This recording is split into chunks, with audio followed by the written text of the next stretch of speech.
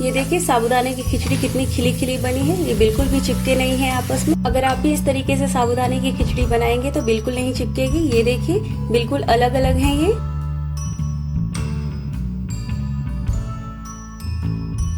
Hello and welcome to my channel Ankita's kitchen. आज मैं आपसे शेयर करने वाली हूँ ट्रिक की रेसिपी। आज हम बनाएंगे साबूदाने की खिचड़ी, वो भी बहुत ही खिली खिली और बहुत आसानी से। तो इस रेसिपी को जरूर ट्राई करिए और वीडियो पसंद आता है तो please hit the like button. बिना लेट के प्रोसेस स्टार्ट करते हैं।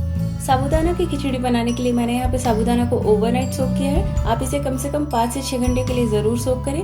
मैंने इसे अच्छे से वॉश करके और इतना पानी डाला था कि साबूदाना डूब जाए, और इसे मैंने फ्रिज में रख दिया था जिससे ये और अच्छे से फूल जाता है और खिचड़ी काफ़ी खिली खिली बनती है। तो आप इस तरह से एक बार ज़रूर ट्राई करिए। साबूदाना खिचड़ी बनाने के लिए नॉर्मली उबले हुए आलू का यूज़ होता है, लेकिन मैं यहाँ पे कच्चा आलू यूज़ कर रही हूँ। 2 स्मॉल साइज के आलू को मैंने इस तरह से बारीक कट कर लिया है। यहाँ पे 3 हरी मिर्च को भी बारीक कट कर लिया है।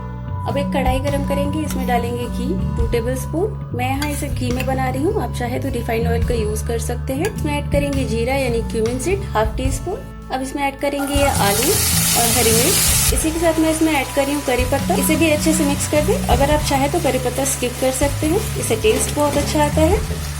मीडियम फ्लेम पे 1 मिनट के लिए इसे कवर करेंगे और बीच में चलाते रहेंगे। यहाँ पे मैंने मूंगफली को रोस्ट करके खलबट्टे में दरदरा किया है। अगर आप चाहे तो इसे ग्राइंड भी कर सकते हैं। कई लोग साबूदाना और मूंगफली एक साथ पहले ही मिक्स करके रख लेते हैं। मैं इसे अलग अलग प्रेफर करती हूँ। अगर आप ये प्रोसेस करते हैं तो पहले ही इसे मिक्स करके रख लें। चेक करते हैं इसे, एक बार मिक्स करते हैं। और ये देखिए आलू का कलर थोड़ा सा चेंज हो गया है। अब इसमें मैं ऐड कर रही हूँ एक मीडियम साइज का टमाटर, फाइनली चॉप किया है इसे मैंने। अगर आप टमाटर नहीं डालना चाहते हैं तो स्किप करें।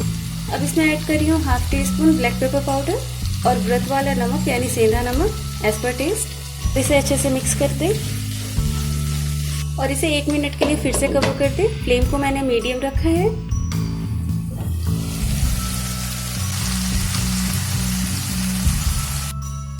एक मिनट हो गया, चेक करते हैं और इसे अच्छे से मिक्स कर लें। एक बार आलू चेक करते हैं और ये देखिए काफ़ी अच्छे से पक गया है क्योंकि इसे मैंने बारीक कट किया था। अब इसमें साबूदाना ऐड करेंगे, इसे भी अच्छे से मिक्स कर दें। मुझे साबूदाने की जब भी खिचड़ी बनानी होती है तो मैं इसे धो के फ्रिज में रख देती हूँ, और मैंने हर बार देखा है कि मेरी खिचड़ी काफ़ी खिली खिली सी बनी है, इसलिए मैंने आपसे भी शेयर किया। आप इस तरह से एक बार ट्राई करिएगा। फ्लेम को मीडियम करके फिर से 1 मिनट के लिए कवर करेंगे। फिर से इसे चेक करते हैं और ये देखिए साबूदाना बहुत ही जल्दी पक गया है। और अब इसमें मैं ऐड कर रही हूँ ये मूंगफली, मिक्स कर देते हैं।